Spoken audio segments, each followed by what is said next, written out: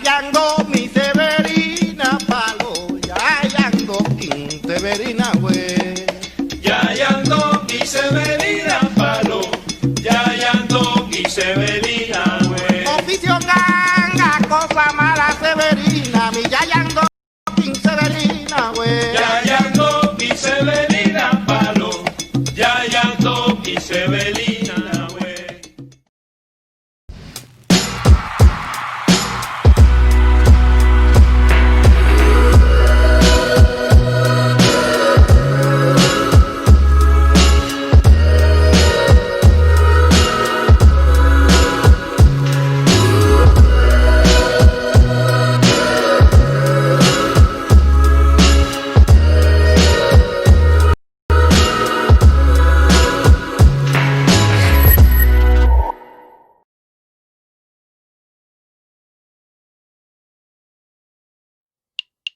A la ingenio la unión, gana fama más consentida. A la ingenio la unión más consentida, más consentida. A la ingenio la unión, gana fama más consentida. A la ingenio la unión, más consentida, más consentida. a la ingenio la unión, gana fama más consentida. A la ingenio la unión, Más consentida, más consentida. a la ingenio la unión, gana fama más consentida. A la ingenio la unión, A la ingenio la unión más consentida ya tiene fama. a la ingenio la unión, Ya tiene fama, la fama buena. a la ingenio la unión, Fama buena, la fama a mala. la ingenio la unión, Ganga buena ya nunca tecia. a la ingenio la unión. Ya no muere, su fama queda.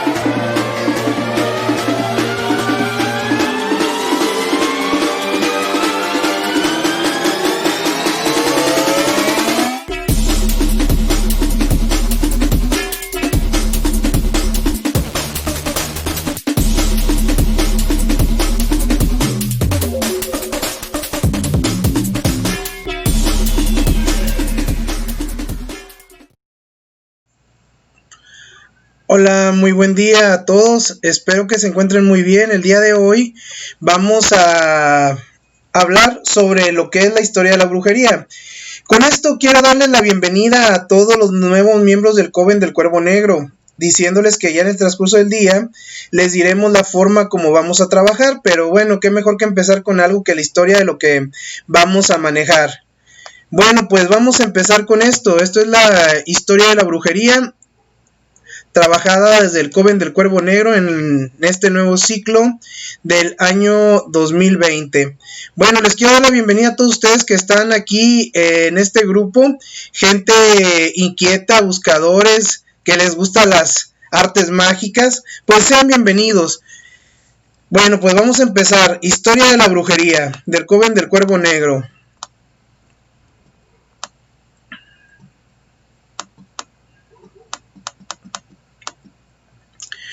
Bueno, primero que nada, este texto que acabo de preparar ya tiene años, fue usado hace más como 10 años y lo comparto ahora a ustedes que están empezando en el Coven. Sé que muchos de ustedes ya están versados en algún arte de magia, brujería, hechicería o algún tipo de religión que también maneja algún tipo de cosa similar.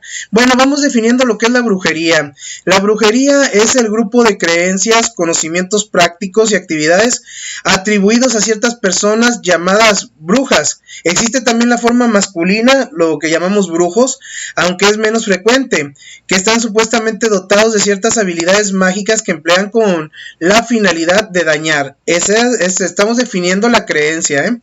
La creencia en la brujería es común en numerosas culturas desde la más remota antigüedad, y en las interpretaciones del fenómeno varían significativamente de una cultura a otra.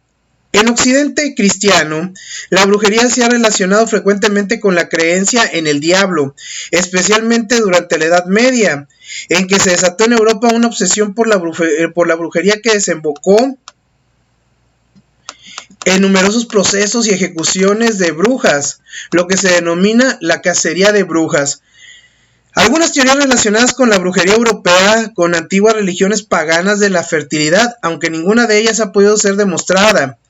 Las brujas tienen una gran importancia en el folclore de muchas culturas y forman parte de la cultura popular. Si bien este es el concepto más frecuente del término bruja, desde el siglo XX el término ha sido ya reivindicado por sectas ocultistas y religiones neopaganas como la Wicca, para designar a todas aquellas personas que practican cierto tipo de magia, sea esta maléfica, o sea, magia negra, o benéfica, lo que conocemos como magia blanca, o bien a los adeptos de una determinada religión. Un uso más extenso del término se emplea para designar en determinadas sociedades a los magos o chamanes. Terminología: brujería, hechicería, magia. Aunque en castellano o idioma español se utiliza en ocasiones la palabra brujo en masculino como sinónimo de mago, con independencia del tipo de magia que practique, el uso más frecuente del término en la actualidad, y casi siempre en femenino, hace referencia a las personas que practican magia negra. Pero no siempre fue así. Esto se debe a que históricamente, tanto en Europa como en África y Oriente, las artes adivinatorias, la magia y la hechicería fueron siempre practicadas por varones, excepto en la época en que la brujería demoníaca fue perseguida en Europa durante la Edad Media, momento en el cual las brujas fueron consideradas en su mayoría del sexo femenino. Es con el cristianismo que la manipulación de fuerzas ocultas tradicionalmente en manos masculinas, las únicas con el poder suficiente como para realizar hechizos benéficos, pasan a ser consagradas a las manos femeninas, las únicas capaces de realizar maleficios malignos para los padres de la iglesia.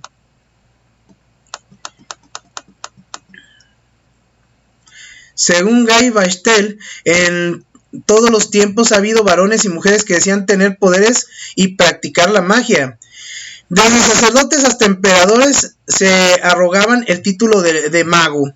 Había funcionarios estatales que trabajaban de adivinos o de agoreros o augures y se dedicaban a augurar quién sería el vencedor en la batalla. Eran los magos. La brujería, en cambio, ejercida por gente de menor nivel cultural y económico, era vista como un subproducto de la magia. La gente recurría a los brujos y brujas para ahuyentar la mala suerte o mejorar las cosechas. En los principios se trataba de una brujería benéfica. Las brujas o brujos practicaban la llamada magia blanca. Esto se veía en Occidente tanto como en Oriente, en la antigua Roma, en la antigua Atenas, en el antiguo Egipto e incluso en África. Existían talismanes contra el mal de ojo, amuletos, hierbas mágicas y pociones. Recién con el cristianismo aparece el concepto de brujería como herejía religiosa, ligado principalmente a las mujeres, y el mago o magus va dejando lugar al brujo, maleficus. Con lo que el combate contra la magia se convierte en el sinónimo de lucha contra el paganismo. Mientras que la magia fue una ceremonia practicada en la corte papal o real por los llamados nigromantes que utilizaban el conjuro para el control de los demonios, los poderosos magos eran de sexo masculino, pero cuando los teólogos escolásticos condenaron estas prácticas al sostener que si los demonios proporcionaban servicios al mago era porque esperaban algo a cambio. Cuando el mago señor se transformó en bruja servil, el sexo del malhechor cambió y los brujos se convirtieron en su gran mayoría en mujeres. Julio Caro Baroja propone diferenciar entre brujas y hechiceras. Las primeras habrían desarrollado su actividad en un ámbito predominantemente rural y habrían sido las principales víctimas de la cacería de brujas en los años de 1450 y 1750. En cambio, las hechiceras, conocidas desde la antigüedad clásica como personajes fundamentalmente urbanos, un ejemplo característico de la literatura española es la protagonista de la Celestina de Fernando de Rojas, A diferencia de los practicantes de magia culta, que alcanzó gran desarrollo en el Renacimiento, tanto la bruja rural como la hechicera urbana pertenecían en general a clases sociales marginadas, lo que las hacía más vulnerables a las persecuciones. Se cree que las artes de brujas y hechiceras eran transmitidas oralmente de generación en generación, por lo que todos los testimonios acerca de sus prácticas proceden de autores ajenos y muy a menudo hostiles a ellas. La palabra española bruja es de etimología dudosa, posiblemente prerromana, del mismo origen que el portugués y gallego bruxa, y del catalán bruixa. La primera aparición documentada de la palabra en su forma bruxa data de finales del siglo XIII. En 1936 se encuentra la palabra broxa en aragonés y en las ordinaciones y paramientos de Barbastro. Es por eso que tenemos dos tipos de brujería, la antigua, que aún subsiste, y es la de los filtros amorosos y la adivinación o hechicería, y la demoníaca vinculada a los aquelarres, el diablo o brujería. En la mayoría de los idiomas se utilizan términos diferentes para cada una, menos en el francés, idioma en el cual solo existe sorcellerie para ambas. En inglés tenemos sorcery, witchcraft, en portugués feiticaria y bruxaria, en italiano fatucheria y estrogoneria. En alemán se dice Kutz, Zauberei, Hexerei, mientras que en castellano decimos hechicería para la primera y brujería para la segunda. La distinción principal es que en la hechicería no existe un pacto con el diablo, mientras que en la brujería utiliza hierbas. La distinción principal es que en la hechicería existe un pacto con el diablo, mientras que la brujería utiliza hierbas, aquí está mal escrito, ungüentos y alucinógenos para producir sugestión en sus víctimas. La hechicería usa materiales empíricos.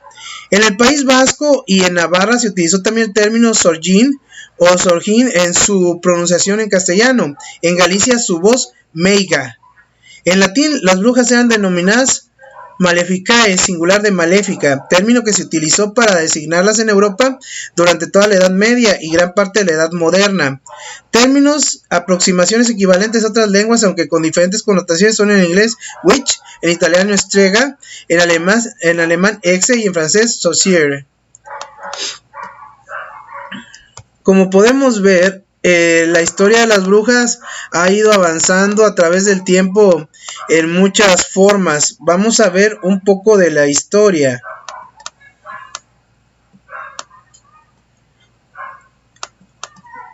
En la antigüedad clásica, Circe, ofreciendo a Ulises por J.W.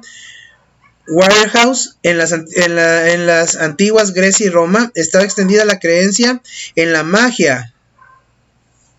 Existía, sin embargo, una clara distinción entre distintos tipos de magia, según su intención. Eso sigue pareciendo a lo que es actualmente. La magia benéfica a menudo se realiza públicamente, era considerada necesaria e incluso existían funcionarios estatales, como los augures romanos encargados de esta actividad. En cambio, la magia realizada con fines maléficos era perseguida. Se atribuía generalmente la magia maléfica a hechiceras, en latín maleficae, o maléfica, como se puede decir en español, de las que hay numerosas menciones en numerosos autores clásicos. Según los textos clásicos, se creía que estas hechiceras, que tenían la capacidad de transformarse en animales, podían volar de noche y que practicaban magia tanto en provecho propio como por encargo de terceras personas. Se dedicaban preferentemente a la magia erótica, aunque también eran capaces de provocar daños. Daños tales como las enfermedades o tempestades. Se reunían de noche y consideraban como sus protectoras e invocaban con sus conjuros a diosas como Hecate, Selene, Diana, entre otras deidades. Probablemente las brujas más conocidas de la literatura clásica son dos personajes mitológicos, Circe y Medea. Las habilidades mágicas de ambas residen sobre todo en su dominio de las pócimas o filtros mágicos, farmacón en griego. Medea, que se presenta a sí misma como adoradora de Hécate, se convirtió en el arquetipo de la hechicería en las literaturas griega y romana. Hay menciones de brujas en las obras de Teócrito, Horacio, Ovidio, Apuleyo, Lucano y Petronio, entre muchos otros. Esos autores hacen especialmente referencia a brujas que realizaban magia de tipo erótico. Relacionada con la creencia grecorromana, en las brujas está la figura de la estirge, un animal nocturno que es mitad pájaro, mitad humano, que se alimenta de sangre y que resulta también un precedente de la moderna figura del vampiro. Los escritores antiguos fueron a menudo escépticos acerca de las presuntas facultades de las brujas y la brujería. Brujería en el Antiguo Testamento. Saúl y la bruja de Endor. En el Antiguo Testamento no aparece el concepto de brujería con todos sus significados y connotaciones heredadas del medievo, sino concretamente en el Éxodo lo que se prohíbe es la magia o hechicería, es decir, práctica mediante invocar dioses o espíritus o mediante fórmulas mágicas obtenidas gracias al conocimiento y la sabiduría supuestamente sobrenaturales. Tratar de influir sobre personas y acontecimientos futuros. En esto difiere la magia de la adivinación, pues esta última solo trata de descubrir acontecimientos futuros, no de influir en ellos o cambiarlos. En suma, los hechiceros mencionados en la Biblia no son satanistas, sino sacerdotes más o menos formales de cultos de esa época. Se llama así tanto a los sacerdotes de Egipto como a los de Babilonia y los de Persia. En la Torah se establece que la hechicería debe ser castigada con la pena de muerte. A la hechicería no la dejarán que viva. Éxodo 22:18. Es de notar que, al igual que la Grecia y Roma clásicas, la brujería aparece como una actividad mayormente femenina. En otras citas bíblicas, en el Levítico 20:27, Deuteronomio 18:11 al 12, se desprende que la principal actividad de las hechiceras era necromancia o invocación a los muertos. En el primer libro de Samuel, en Samuel 28, de 1 al 25, se relata la historia de la bruja de Endor, la que Saúl, contraviniendo sus propias leyes, recurrió para invocar al difunto profeta Samuel antes de una batalla con los filisteos. Brujería y cristianismo. Los historiadores discuten el papel de la Iglesia Católica en la caza de brujas, y esto genera muchas controversias. Durante el siglo de las luces aparecieron historiadores europeos que acusaban a la Iglesia y a la Inquisición de la caza de brujas porque las persecuciones habían sido en nombre de Dios y habían sido sacerdotes quienes inventaron la imagen de la bruja maléfica. Autores católicos posteriormente reivindicaron el papel de la Iglesia, aduciendo que la creencia en las brujas no fue una invención de la Iglesia. La controversia hasta la fecha se mantiene. En 1829, el novelista francés Lamotte Langon sostuvo que la tolerancia hacia las brujas por parte de la Iglesia cambió cuando la Iglesia comenzó a perseguir las herejías cátara y valdense. Ambas concedían una gran importancia al demonio. Para combatir estas herejías fue creada la Inquisición Pontífica en el siglo XIII. En el siglo siguiente comenzaron a aparecer en los procesos por brujerías acusaciones de pactos con el diablo, el primer elemento determinante en el concepto moderno de brujería. Si bien la actitud del cristianismo con respecto a algunas prácticas mágicas tales como la astrología o la alquimia fue en ciertos momentos ambigua, la condena de la brujería fue explícita e inequívoca desde los comienzos de la religión cristiana. Si bien la creencia en la brujería como un viejo fenómeno universal, recién es con el cristianismo que se comienza a perseguir las artes de las brujas. El Código Teodosiano promulga por primera vez una ley en contra del ejercicio de la magia en 1429.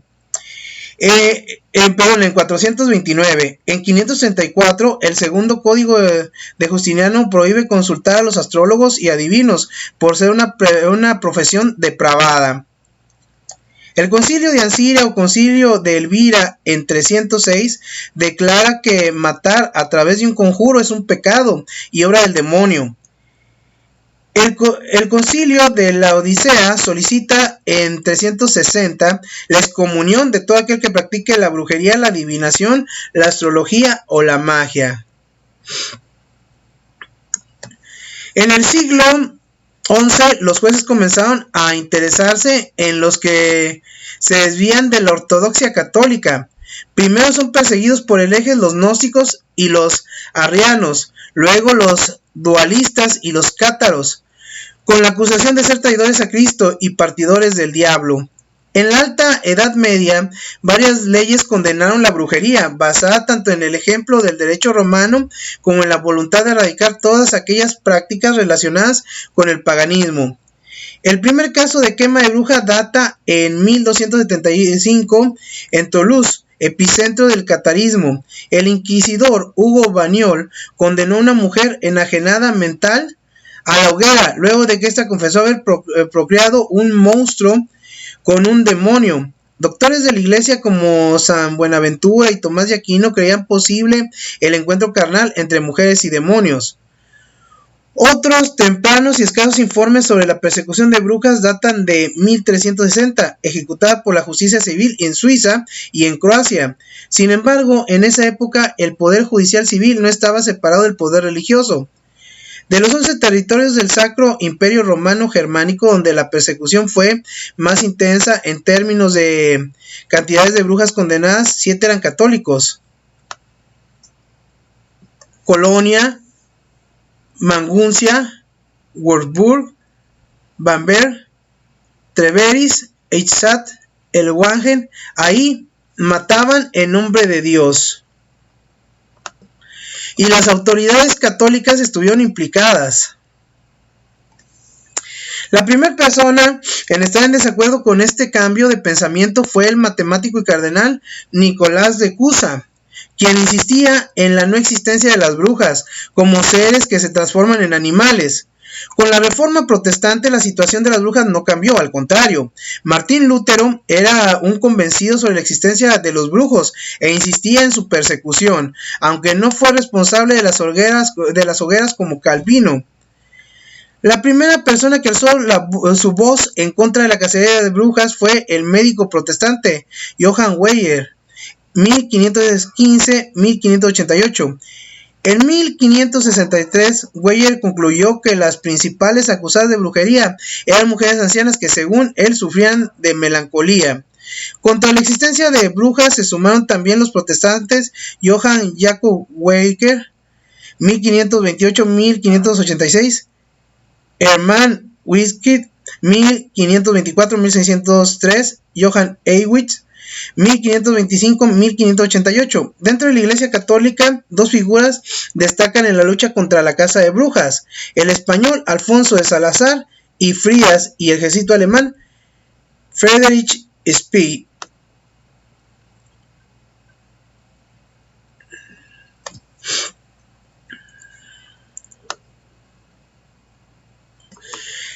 En 1610, en la localidad de Logroño se llevan a cabo enjuiciamientos de presuntas brujas. Episodio se conoce como el juicio de las brujas de Zugarramurdi. De entre los 3 inquisidores encargados del proceso destacó la figura de Alfonso de Salazar y Frías. Salazar se opuso a 2 colegas que estaban convencidos de la culpabilidad de 2 supuestas brujas. En su informe, el inquisidor general Salazar concluye: no hubo brujos ni embrujados, hasta que se empezó a hablar y escribir de ellos. Dicha investigación contribuyó a la definitiva abolición de la quema de brujas en todo el Imperio Español.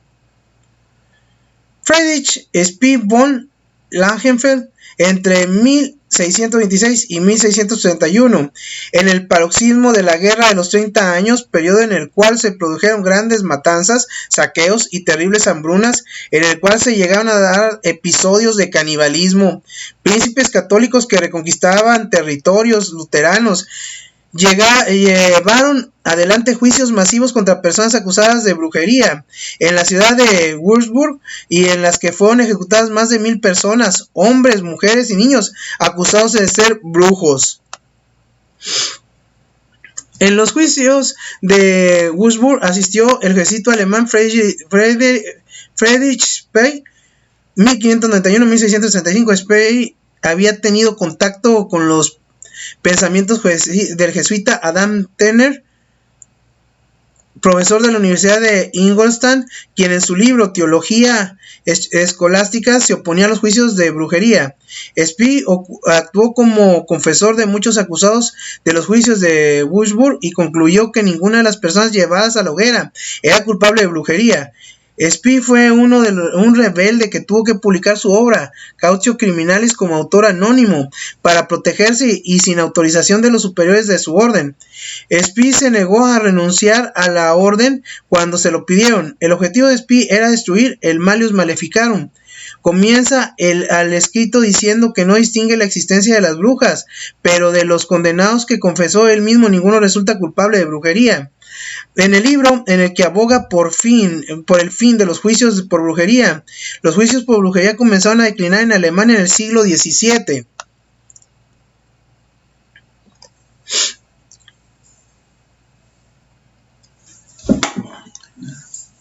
Así sigue avanzando la historia de la brujería. Como pueden ver, hay muchas manipulaciones, muchas suposiciones que llevaron a una matanza masiva. En ese tiempo fue cuando se empezó a ver muy mal la práctica de la hechicería. Como pueden ver en lo que estamos leyendo en este texto, desde ese tiempo se condenaba.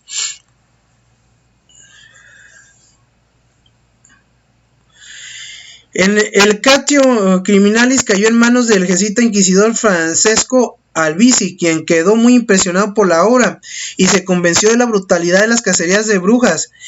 Extremadamente duró con los seguidores del astrónomo Galileo Galilei, a quien persiguió. Albizzi tomó una dura postura en contra de la cacería de brujas. En 1631, Albizzi, por entonces nuncio apostólico en la ciudad alemana de Colonia, presencia con horror una quema de brujas. Nuestros ojos hubieron de contemplar un espectáculo terrible. A las afueras de muchas ciudades y aldeas vimos numerosas estacas a las que habían atado a pobres y desgraciadas mujeres para quemarlas por brujas. Francesco Albizzi, en 1666, como inquisidores, Francisco Albizzi y el cardenal Marcio Ginetti se opusieron a la cacería de brujas desatada por el príncipe elector Fernando de Colonia. Entre 1640 hasta 1651 se desata una cacería de brujas en la montañosa y aislada región de los Grisoles. Los juicios se llevaron en la ciudad de Vaduz, actual Liechtenstein, donde cerca de 100 brujos fueron ejecutados en la hoguera. En 1655, Albizzi logró rescatar a 15 niños, hijos de ajusticiados, en los juicios de Vaduz, acusados de practicar brujería. Los niños fueron amenazados con padecer exedio bestialis si no confesaban ser brujos. Sin que ningún sacerdote confesor los asistiera, refugiados en Milán, bajo la protección de Albizzi, todos los niños llevaron vidas normales. Entre 1679 hasta 1682 se confirma en un nuevo tribunal que condena a muerte 200 personas por brujería. Una comisión enviada por Leopoldo I de Habsburgo y precedida por el príncipe obispo de Kempten determinó que los juicios fueron llevados a cabo por el señor local, el conde Franz Karl von Hohenems, para quedarse con las propiedades de los acusados. El total de 300 personas ejecutadas en los dos juicios representaba el 10% de la población del condado de Vaduz. El conde fue apresado y luego de su muerte el obispo de Kempten vende las tierras a Juan Adán Andrés de Liechtenstein, cuya familia da nombre a la región. El último juicio por brujería en Alemania tuvo lugar en Würzburg en 1749, pero en Suiza una niña fue ejecutada por bruja en el cantón protestante de Glarus en 1783. En 1944, las medium Helen Duncan y Jane Rebecca York fueron las últimas mujeres en ser procesadas y encarceladas por el acta de brujería de 1735, aunque no por ser brujas, sino por engañar a la gente haciéndoles creer que podían invocar espíritus. El acta fue derogada en 1951. La brujería en Europa durante la Edad Media. Concepto de brujería, orígenes y desarrollo. Quema de brujas. A finales de la Edad Media empezó a configurarse una nueva imagen de la bruja que tiene su principal origen en la asociación de la brujería con el culto del diablo. Y por lo tanto con la idolatría, adoraciones a dioses falsos y la herejía, desviación de la ortodoxia. Aunque el primer proceso por brujería en que están documentadas acusaciones de asociación con el diablo tuvo lugar en Kilkenny, Irlanda, en 1324 y 1325, solo hacia 1420 y 1430 puede considerarse consolidado el nuevo concepto de brujería. Existen variantes regionales, pero puede escribirse una serie de características básicas reiteradas tanto en las actas de los juicios como en la abundante literatura culta sobre el tema que se escribió en Europa durante los siglos XV, XVI, XVII. Las principales características de la bruja, según los teóricos del tema de la época, eran los siguientes: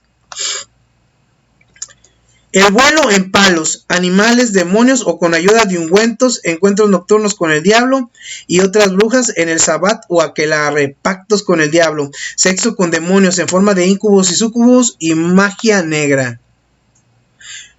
Aquí vemos en el lado derecho la portada del Malleus Maleficarum en una edición de 1669. Esa idea de brujería predominante en la Edad Media y base de caza de brujas era alarmante en la época, ya que se extendió la idea de que las brujas conspiraban para extender el poder del diablo. La caracterización negativa de las brujas comparte algunas características con el antisemitismo, expresado como sinagoga satanae o sinagoga de Satanás o Sabbat, para considerar las reuniones nocturnas de las brujas, y tiene un fuerte carácter misógino, aunque no todos los sospechosos de brujería eran mujeres. Un significativo porcentaje de hombres procesados y ejecutados por delitos de brujería. Se consideraba a la mujer más inclinada al pecado, más receptiva a la influencia del demonio y por lo tanto más proclive a convertirse en brujas. De hecho, cuando vean varios grimorios como el de Alberto el Grande, se menciona que la mujer es bruja natural. La misoginia de la iglesia tuvo gran influencia en la creación de este imaginario social sobre la bruja. La iglesia no torturaba ni quemaba a las brujas directamente, pero colaboró en gran medida en que las persecuciones, al exaltar la imagen demoníaca de la mujer y avivar el sentimiento de odio misógino que predominó hacia todo lo femenino de esa época, la iglesia acusaba a las mujeres de lascivas y sostenía su inferioridad moral e intelectual. El poder judicial y el poder religioso no estaban separados. La iglesia no hizo nada para oponerse a la persecución de las brujas. Asistía a las ejecuciones y recién en 1657 condenó las persecuciones, cuando ya habían sido torturadas y asesinadas miles de mujeres. La definición de la brujería como adoración al diablo se difundió por toda Europa mediante una serie de tratados de demología y manuales para inquisidores que se publicaron desde finales del siglo XV hasta avanzado el siglo XVII. El primero en alcanzar gran repercusión fue el Malleus Maleficarum, o conocido en español como Martillo de las Brujas, un tratado filosófico escolástico publicado en 1486 por dos inquisidores demoníacos, Heinrich Kramer y Jacob Springer. El libro no solo afirmaba la realidad de la existencia de las brujas, conforme a la imagen antes mencionada, sino que afirmaba que no creer en brujas era delito equivalente a herejía. La mayor herejía es no creer en la obra de las brujas. Tanto el Malleus Maleficarum como otros muchos libros que se publicaron en la época constituyeron el fundamento de la caza de brujas que se dio en toda Europa durante la Edad Moderna, especialmente en los siglos XVI y XVII, y causó la muerte, según algunos cálculos, de unas 60,000 personas. Pacto con el diablo. Se atribuía a los acusados de brujería de un pacto con el diablo. Se creía que al concluir el pacto el diablo marcaba el cuerpo de la bruja y que una inspección detenida del mismo podía permitir su identificación como hechicera. Mediante el pacto, la bruja se comprometía a rendir culto al diablo, a cambio de la adquisición de algunos poderes sobrenaturales, entre los que estaba la capacidad de causar maleficios de diferentes tipos. Se podía afectar tanto a personas como a elementos de la naturaleza. En numerosas ocasiones, junto a estos supuestos poderes, se consideraba también a las brujas capaces de volar en palos, escobas, animales, demonios o con ayuda de ungüentos, el cual después mencionaremos que es el ungüento de las brujas, e incluso el de transformarse en animales, preferentemente lobos. La supuesta capacidad de volar también se asistía sobre algunos informes remitidos por los inquisidores a Felipe II tras su misión en Galicia.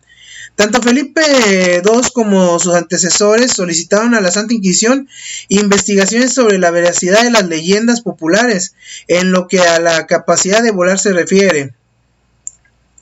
En los primeros informes se afirmaba no haber encontrado nada que pudiera confirmar las historias populares, pero las investigaciones posteriores cambiaron radicalmente y en los siguientes escritos los inquisidores afirmaban haber visto volar a las brujas y salir de las chimeneas con sus escobas. De ahí salió la imagen de la mujer vieja volando en una escoba. El aquelarre.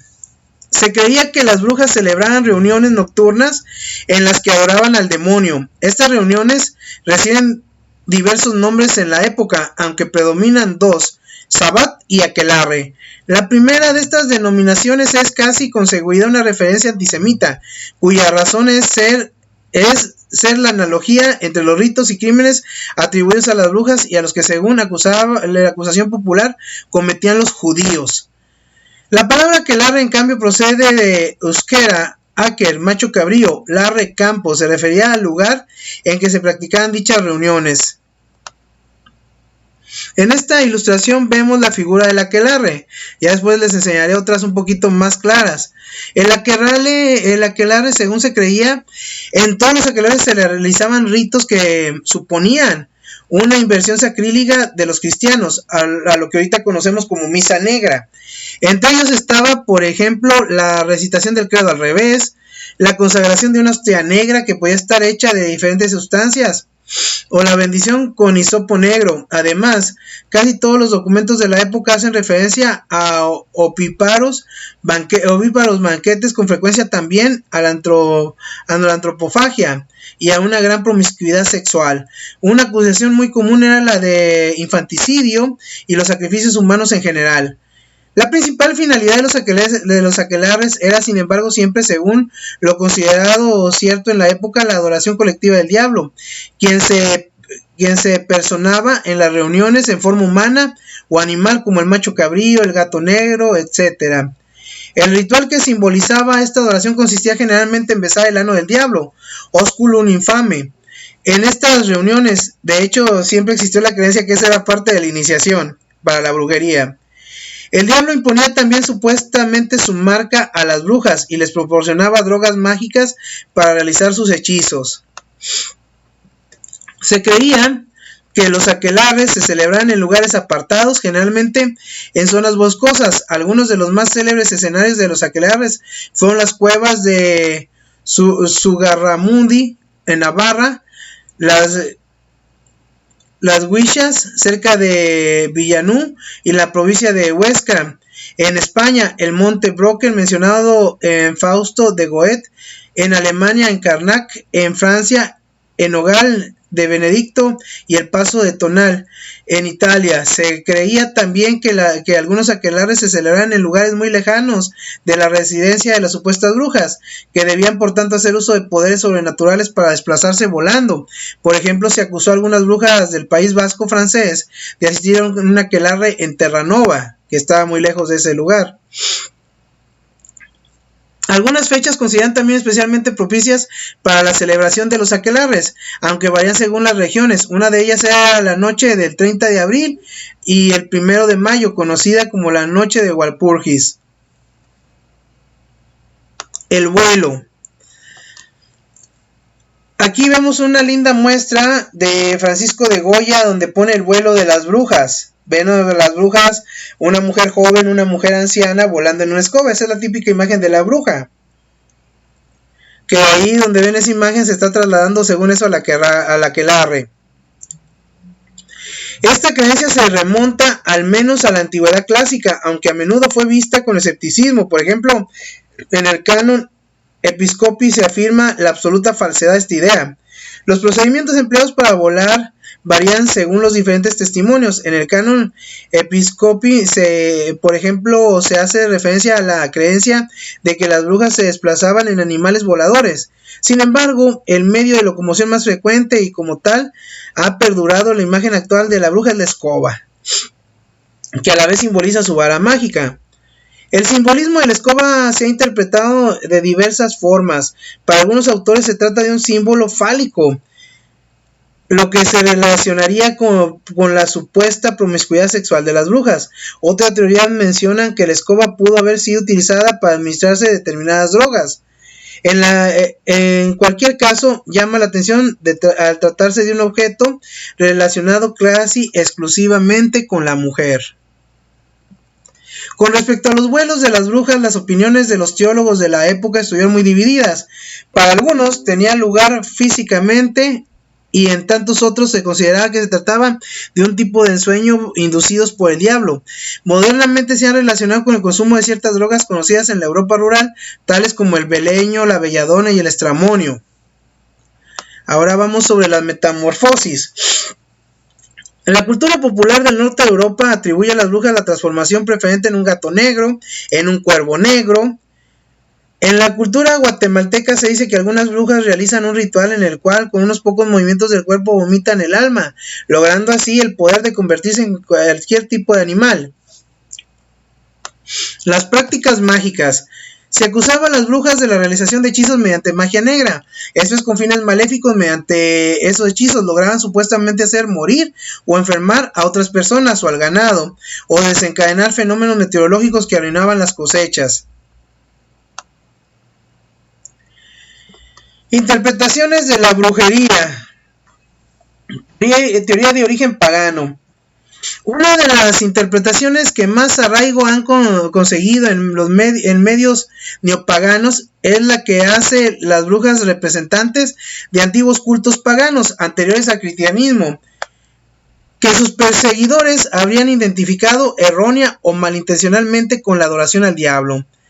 La principal defensora de la teoría fue la inglesa Margaret Murray, que la expuso en 3 libros: The Witch Cult en Western Europe, 1921, Good of the Witch en 1933 y The Divine King en England, 1954. Según Murray, la brujería deriva de una antigua religión neolítica en la que se practicaban sacrificios humanos en gran medida.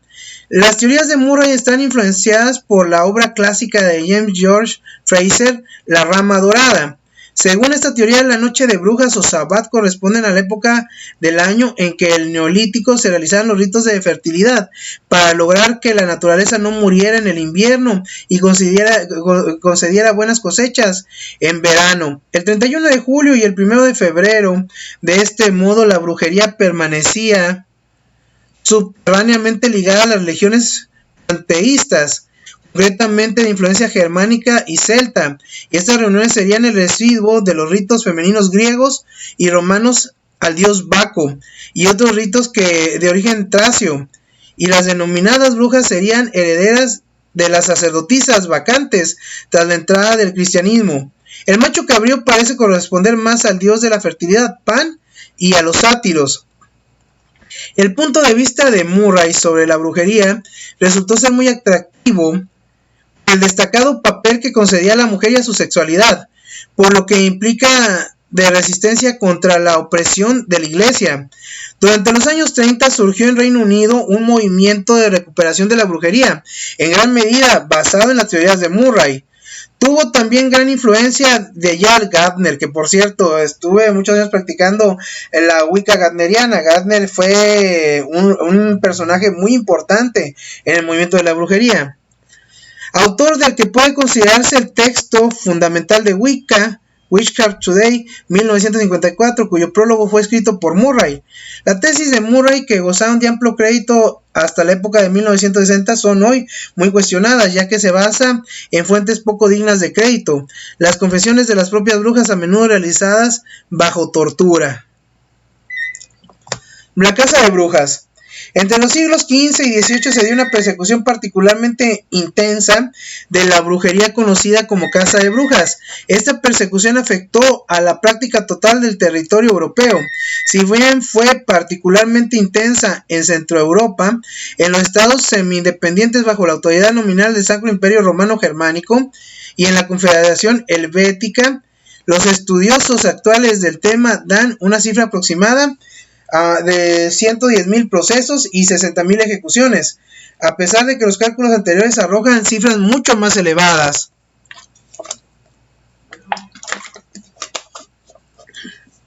La caza de brujas tiene su origen en la Inquisición, tribunal creado por el papado para perseguir la herejía, pero a partir del siglo XIV comenzó a prestar atención al fenómeno de la brujería. La principal acusación contra las brujas era la de demonolatría o adoración al diablo, concreta ya en una obra clásica sobre el tema, que es el Malleus Maleficarum, que ya lo mencionamos anteriormente. Entre los siglos XVI y XVIII aparecieron numerosas obras de eclesiásticos y juristas acerca del tema, contra lo que suele creerse. La mayor parte de los procesos de brujería los llevaron a cabo tribunales civiles, y la Inquisición solo tuvo el papel preponderante en los primeros años de la caza de brujas. Los procesos tuvieron lugar por igual en países católicos y protestantes. En los territorios de religión ortodoxa, en cambio, las cazas fueron de intensidad mucho menor. Durante estos procesos se aplicó con frecuencia la tortura para obtener confesiones, por los cuales los investigadores actuales suelen manifestar cierto escepticismo acerca de lo manifestado en los juicios de brujería, ya que eran torturadas las personas. Algunos procesos se han hecho especialmente célebres, como en los juicios de Salem en los Estados Unidos, tema de la célebre obra de Las Brujas de Salem, del dramaturgo Arthur Miller, publicada en 1953, que popularizó la expresión caza de brujas en relación con la comisión de activistas antiamericanas del senador Joseph McCarthy, la época conocida como McCarthyismo. Desde entonces, la expresión caza de brujas se aplica metafóricamente a cualquier persecución de tipo ideológico.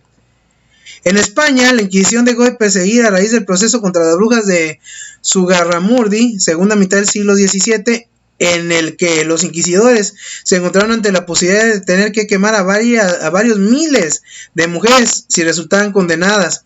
Se resolvieron la cuestión declarando que no tenían pacto con el diablo, y desde entonces no se quemó a ninguna otra. En el siglo XVI, Anton Pretorius, 1560-1613, un pastor teólogo calvinista alemán, luchó contra la persecución de brujas y la tortura. En su obra Busdisler Bericht, un informe completo acerca de la brujería y las brujas. Silva Federici, Italia, en 1948, en su libro Caliban y la bruja, defiende la teoría según la cual la caza de brujas está relacionada con el desarrollo de una nueva división sexual, el trabajo que confió a las mujeres el trabajo reproductivo, y en concreto con los inicios del capitalismo, que requerían aumentar en el mercado de trabajo, potenciar el trabajo asalariado y eliminando la agricultura de subsistencia, cualquier otra práctica de sobrevivencia autónoma ligada en ocasiones a tareas agrícolas en terrenos comunales. Federici sostiene que la irrupción del capitalismo fue uno de los periodos más sangrientos de la historia de Europa, al coincidir con la caza de brujas. El inicio del comercio de esclavos y la colonización del Nuevo Mundo, los tres procesos estaban relacionados. Se trataba de aumentar a cualquier coste la reserva de mano de obra. Por lo tanto, muchas investigaciones sostienen que este movimiento de la caza de brujas tuvo un alto contenido político más que religioso o espiritual, lo cual pues ya la historia lo está mencionando. La brujería en otras culturas. Entre las diversas manifestaciones del chamanismo en el norte del continente americano, en el nahualismo mexicano, según el cual el brujo o bruja puede transformarse en su animal protector, que puede ser tanto volador como terrestre, doméstico como salvaje, En América del Sur, según la tradición de Chile y algunas zonas de Argentina, la transformación de las brujas era principalmente en aves, aunque también se mencionan otros animales. Destaca un tipo de bruja o brujo al que, al igual que los calcu de tradición mapuche, se suponía la capacidad de convertirse en un mítico pájaro conocido como chonchón. En Perú, los chamales suelen convertirse en animales de granja, como por ejemplo transformarse en cerdo o cabra. Referente a la forma de vuelo se les atribuía en el resto del mundo. En México creían que en el nahualismo, acto por medio del cual las brujas practicaban antiguos ritos prehispánicos que podían convertirse o metamorfosearse en aves nocturnas, como la lechuza o los búhos. En el caso de Chile destaca la creencia de que el brujo chilote contaba con un macuñ o mapudungún, macuñ, manto o chaleco hecho con la piel del pecho de un cadáver humano. Igualmente en este país y en Argentina se le atribuía la capacidad de vuelo transformados en ave de mal agüero, mala suerte. Ejemplo de ello, la leyenda de la voladora. Las brujas en el folclore europeo. Se refirió, su reflejo en la literatura infantil e ilustraciones, por ejemplo, de muchas historias de Disney que mencionan brujas, mencionan las brujas de los cuentos. La bruja tiene un papel esencial en los cuentos infantiles como en los recopilados por los hermanos Grimm, en donde es el personaje malvado arquetípico. Las brujas del cuento son famosas, la madrastra de Blancanieves, que intenta asesinar a esta con una manzana envenenada. La bruja de la Sirenita, relato de Hans Christian Andersen, que realiza un pacto por el cual dota de unas piernas a cambio de su voz. La bruja de la casita de chocolate de Hansel y Gretel. La Baba Yaga del folclore ruso, reflejada en el relato homónimo de Alexandre Nikolasiev Afaseniev, de la vieja bruja que habita en una casa mágica, es capaz de caminar sobre patas de ave.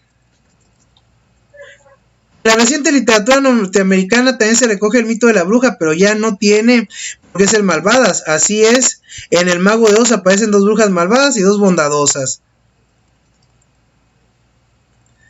La belleza y la fealdad. Tradicionalmente se asocia la imagen de la bruja a una mujer anciana, fea, especialmente desagradable. Sin embargo, se creía que entre sus poderes estaba la de poder modificar su aspecto a voluntad, mostrándose como una joven hermosa, deseable. La bruja utilizaba una apariencia para seducir a los hombres y llevarlos a la perdición. La brujería en la cultura popular. En la mayoría de las series de televisión tratan el tema de la brujería. Las brujas son presentadas como hermosas, buenas y heroínas. Una de las primeras series televisivas en tocar el tema de la brujería fue Hechizada, con Elizabeth Montgomery, seguida de series como La Peor Bruja, Sabrina, La Bruja Adolescente, Buffy la Cazavampiros, Charmed y la británica X. La buena imagen de las brujas también apareció en cómics. Una de las más conocidas es Wendy, la brujita buena, que apareció en los cómics de Gasparín. Las brujas buenas también aparecieron en muchos trabajos literarios, siendo particularmente determinante Harry Potter y toda su serie de libros. Si bien no es ni la primera ni la última obra literaria que toca el tema de la brujería, Lovecraft escribió muchos cuentos sobre brujería, generalmente en el estilo clásico grotesco de la bruja malvada y fea. También es malvada la bruja blanca en la serie literaria cristiana de las Crónicas de Narnia. No obstante, las brujas son buenas y heroicas, valientes, que luchan contra el gobierno opresor en la serie de libros La Materia Oscura, que comienza con la brújula dorada. Tanto en la serie de Harry Potter como en la brújula dorada, las Crónicas de Narnia han sido llevadas al cine.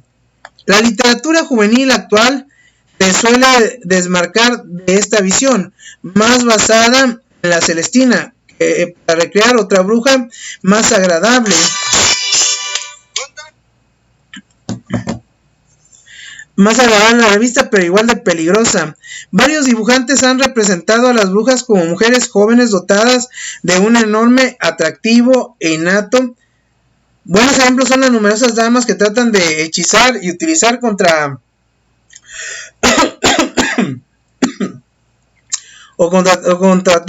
contraatacar a Conan el Bárbaro, o la deslumbrante y turgente reina bruja de Anubis, que trató de seducir y hechizar al Capitán Trueno. Al final, siguiendo la línea de no mostrar una bruja como un ser malvado, dio su vida por la reina Sigrid para verlos juntos antes de morir.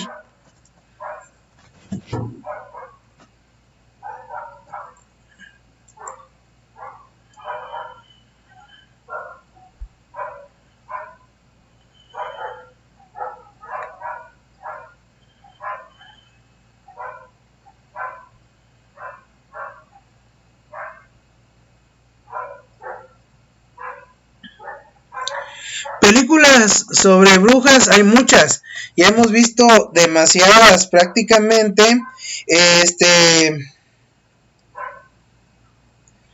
El cine está lleno de películas donde muestran a una mujer glamurosa, misteriosa, atractiva. Ya hemos estado viendo mucha referencia a eso, y en este tiempo actual la bruja se ha combinado tanto, sobre todo en este tiempo, en que ya dejaron de ser las típicas malvadas y ahora son inclusive gente interesante. De hecho, ahorita Estados Unidos aquí entrando en el tema del Coven del Cuervo Negro, va a haber nuevos tipos de brujas que se van a ir cada vez consolidando tal como cual, en lo cual la idea de la bruja mala, la bruja negativa, se va a ir acabando. Estamos en una nueva época donde yo creo que ya debemos acabar esos sistemas tan feos de opresión ideológica y religiosa. Ya Frater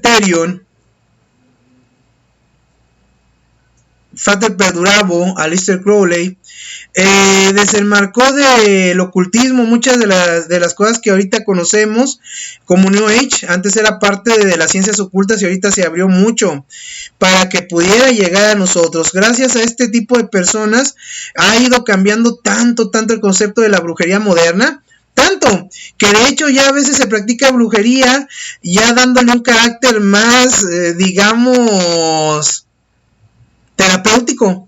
De hecho, yo siempre he dicho, si un día resurge de nuevo la Inquisición, yo soy terapeuta.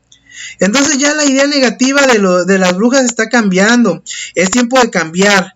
Ahorita en el Coven del Cuervo Negro vamos a estar trabajando toda la cultura antigua de la magia y la brujería. Vamos a estar llevando cada fin de semana lecturas de textos mágicos para estar aprendiendo y compartiendo. Dentro del Coven del Cuervo Negro hay varias personas que son dirigentes, que son especialistas en varias ramas de la magia y la hechicería. Y cada uno en sus distintos momentos va a ir abriendo cursos para que la gente que se quiera beneficiar de ellos pueda acceder a conocimientos que originalmente solamente eran designados para algunos. El Coven del Cuervo Negro es la puerta para que podamos compartir la nueva magia, la nueva hechicería, quitando toda esa intolerancia que causó en tiempos pasados. Estamos viviendo una época, no digamos neopagana, porque de hecho no nos consideramos paganos.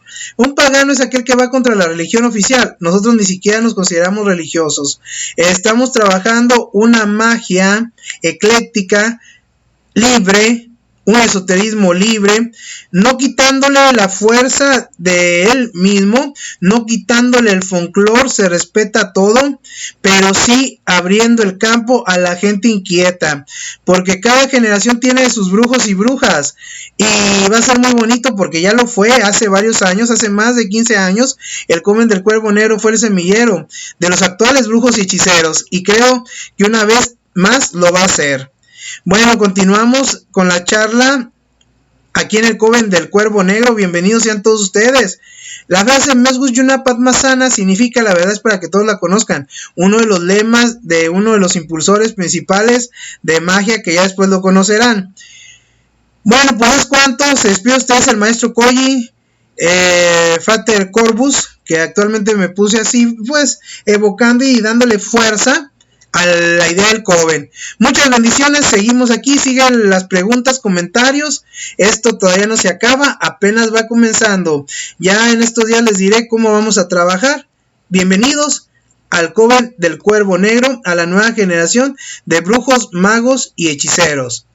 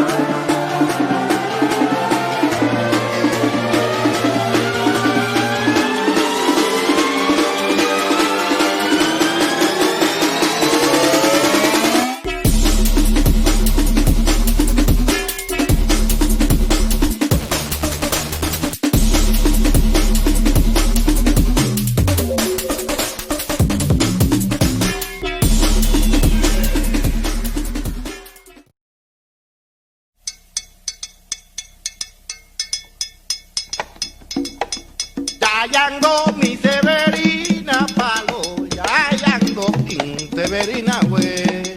Yayando mi Severina palo, yayando mi Severina güey. Oficio ganga, cosa mala Severina, mi yayando King Severina güey. Yayando mi Severina palo, yayando mi Severina.